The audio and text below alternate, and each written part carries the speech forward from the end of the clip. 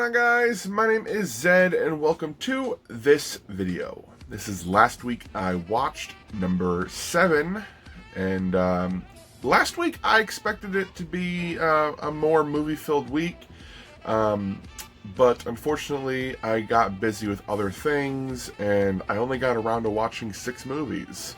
But luckily, they're movies I actually enjoy, so hopefully this week I get to more like, I'm hoping to average like 13 movies a week, but you know, it just, depending on how the week goes, it's kind of hard to get to those movies. But without any further ado, let's get into it with Reservoir Dogs. So I just got a new Xbox One S, and the first movie I watched was Reservoir Dogs, just to test it out.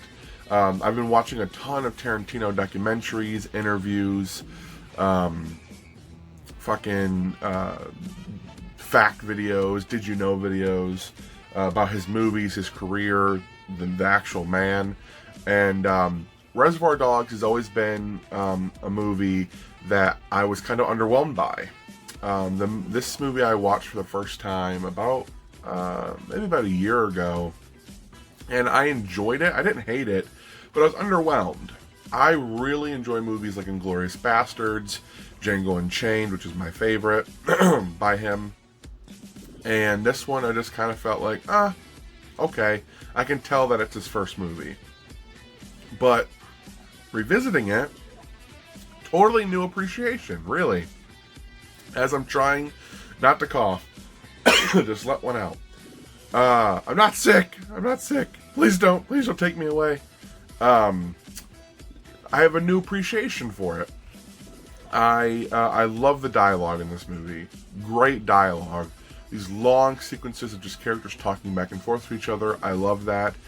There's one scene in particular that really shined out during my first viewing and still shines out now, and it's when Mr. Orange is practicing his lines, basically his stories that he could tell, just his little I don't know, character building when he was going undercover. And he's relaying the story to Mr. White and the father and son, I don't know, bosses of the operation. What's his name? It's like Nice Eddie, and I can't remember the father's name. And he's like telling them the story, and it starts, in the front of him, and the camera does like a little reach around. The camera does a reach around, and all of a sudden you're in the bathroom with him. Every nerve ending, all my senses, blood in my veins, everything I have is screaming, take off, man. Just bail, just get the fuck out of there. Panic hits me like a bucket of water. First there's a shock of it, bam, right in the face. And I'm just standing there drenched in panic, and all these sheriffs looking at me, and they know, man, they can smell it. Sure as that fucking dog can. They can smell it on me. And it really sets up the scene. I love that scene in particular. It's a very creative way to tell that story. And then I can't go without mentioning probably the scene that cracks me up the most. It's when Mr. Orange is in the back of Mr. White's Cadillac, or I don't know what kind of vehicle it is, but he's bleeding out. He just got shot. They actually just got done stealing the vehicle. That's what it is. And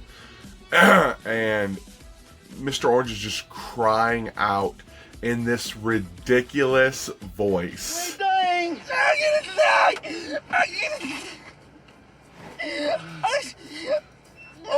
I was scared the shit out of me, Larry. I'm gonna die, I know it. And I love it so much. I absolutely love it. So Reservoir Dogs, again, brand new appreciation. It's no longer just an average movie to me. I really enjoy it. And goddamn, that scene with the straight razor, oof.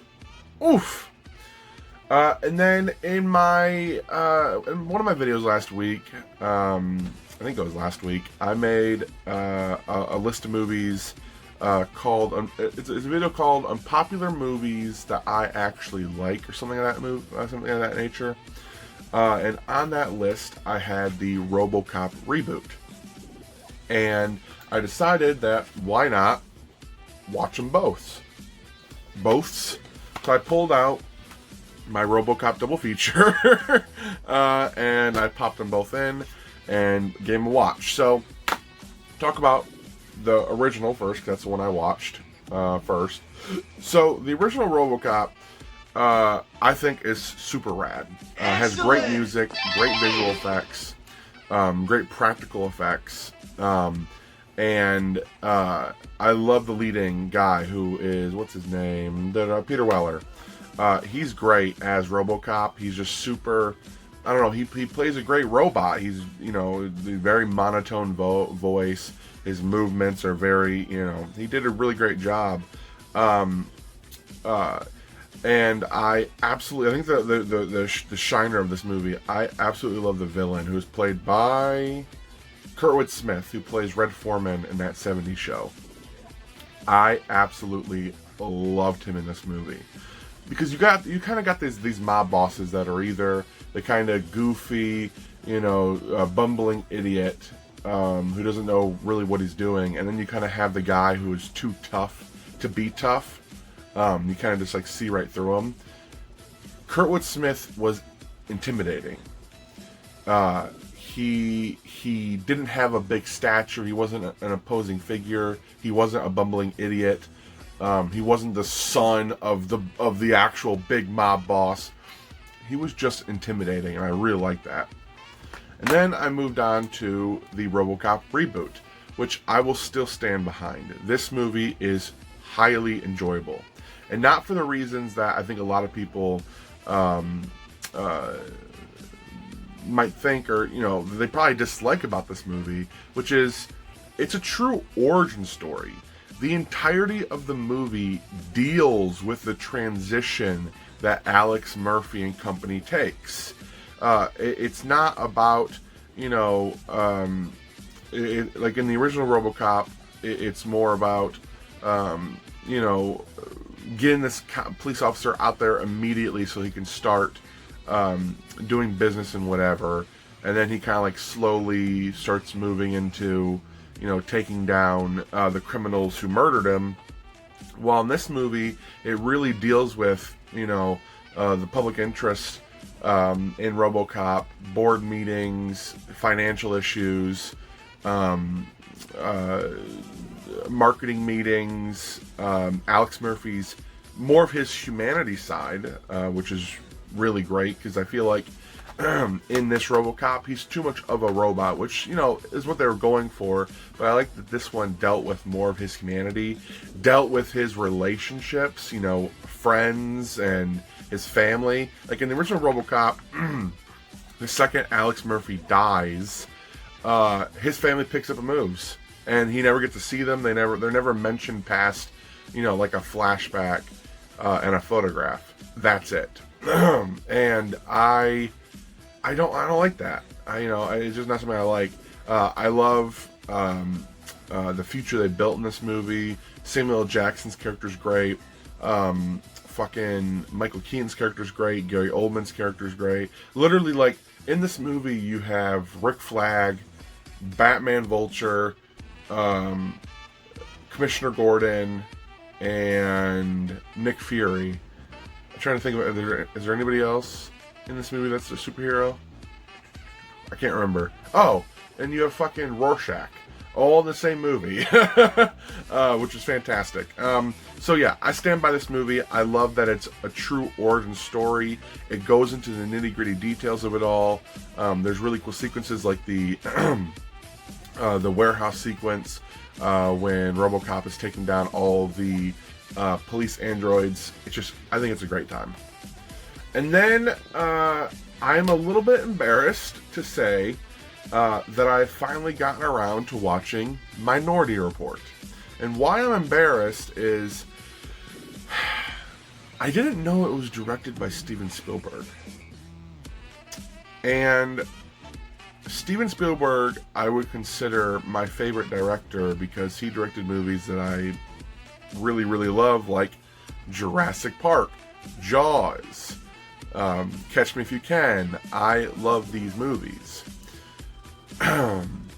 And I didn't know he directed Minority Report. And depending on what day you caught me, I don't know if I could tell you that Tom Cruise was in a leading role. It just depends on whether or not I watched a video or did some research that day that happened to stumble upon Minority Report. So, I popped it on Netflix, and goddamn, is that movie entertaining as hell. Such an intriguing concept that I thought was done really, really well. It really could have borderlined on just so too weird to be cool or too weird to be interesting, but they really, like, Spielberg really balanced the concepts together and delivered a really great crime story that I am so pumped that is in my life now, because it was so good. It was so freaking good. Minority Report. And then a couple of weeks ago, Netflix released Spencer Confidential, which is a new Marky Mark movie, and I'm a big fan of Marky Mark. Super excited to see that movie, but unfortunately it fell flat. And then this week, I believe on the 3rd, yeah, Netflix released a new buddy cop comedy, which was titled Coffee and Kareem. And basically, I opened up Netflix on the 3rd. It was the morning. Like, my time, the new releases on Netflix come out at 3 a.m. So I started watching this around 8, 9 a.m. So it was like 4 or 5 hours later, I was watching this movie. And I opened up Netflix, and I just see Coffee and Kareem, and I'm like, that is such a clever title. I gotta see what this is about. Ed Helms, who I love, grew up watching him in The Office and the Hangover movies. I was like, okay, this is gonna be good. And it was much better than Spencer Confidential, but I actually had some good laughs in it. There was actually some clever jokes. There were some good characters. I like King Bach's character, and I told myself to look at her name before I did this video, and I did not. But the rival police officer, I can't remember her name right now, but it's on the screen. Her character was fantastic. Absolutely loved it. Scene-stealing performance by her. I know she was in shows like Nurse Jackie, and on Netflix she was in Glow. I haven't seen either of those movies, but when I was researching the actors after the fact, those are the only two things that I know of, so I kind of put those to memory. But it was a really good time. There are like a couple scenes in it that I'm like, this is kind of like, mostly jokes that I was just kind of like, this is like a very easy joke, repetitive joke. And then some of the costumes that they were wearing. So this movie's also based in Detroit, just like Robocop, and the thugs and Kareem and some other folks. The costumes that they were wearing, the wardrobe department basically put them in like Disney Channel, Nickelodeon clothes. It just looks like, trying to be cool. Like someone who thinks this will look cool put it together, but it doesn't. Hoodies, with, graphic design t-shirts and baggy jeans and a backwards cap. Like, oh yeah, we look so tough, we look so hard. You look like a dingus. And then I moved on to Shazam, which was my last movie of last week, and actually yesterday was the 1 year anniversary of Shazam, so Sunday. Goddamn, do I love this fucking movie. It is so good, so funny, so entertaining, has a really great story, really great characters. Zachary Levi as Shazam. He's a brilliant man-child. The costume looks great, and I have to admit, I was one of those folks that judged this movie before it came out. I'll admit it. I grew up really loving Shazam. I kind of like those underdog not underdog characters, but the lesser known DC characters. So like I loved Martian Manhunter, Shazam, Booster Gold, and I really love the Alex Ross art of Shazam, who in my mind Shazam is a very imposing character, but also has that, you know, that he's true of heart. He's very he's trustworthy. He has that trustworthy look to his face, but he's also very imposing. And Zachary Levi is just kind of a goofy guy. So when he was casted, I was like, okay, you know, I guess they're going for more of like the man-child and less of the trustworthy, imposing look. But I was glad I was proven wrong. I still don't think he's imposing. I really don't.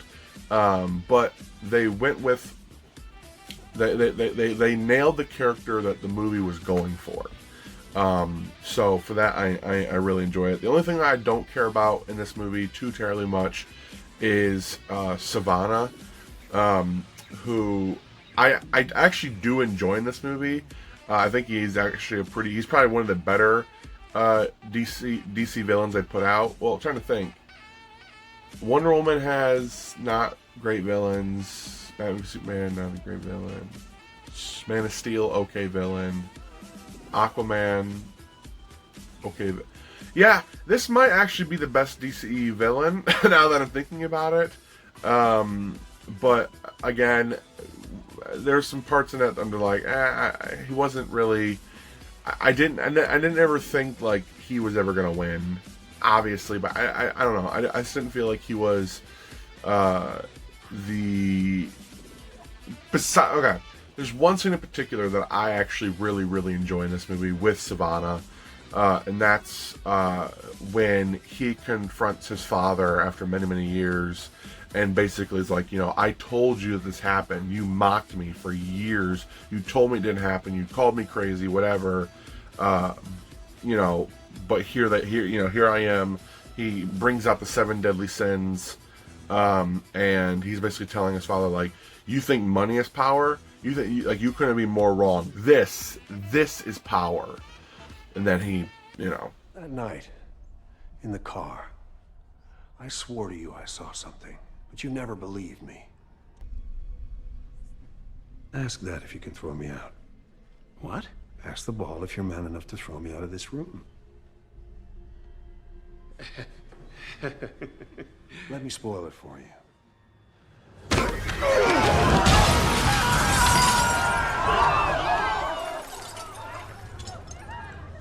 Outlook, not so good. What you deserve.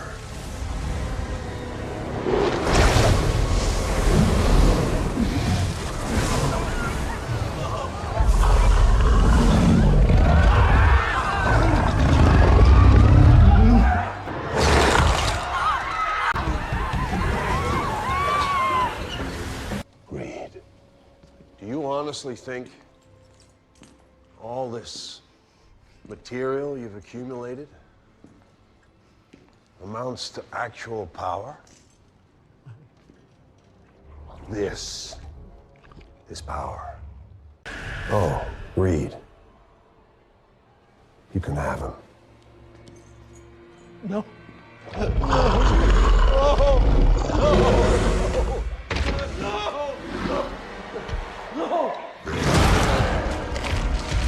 That scene was really good, but overall, Savannah was just, I don't know. I wanted him to really beat the shit out of Billy some more. Okay, that is it. 17 minutes. Shit, I really wanted to make this under 15 minutes. Oh well. So thank you for watching. I hope you all enjoyed. And until next time, guys, I'll be seeing you later. Peace.